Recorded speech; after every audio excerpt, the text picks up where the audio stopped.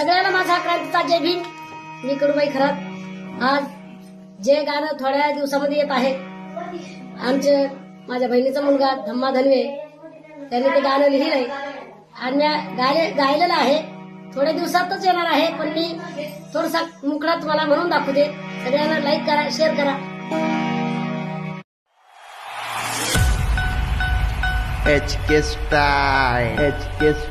साऱ्या देशाचा बाप माझा भीमराव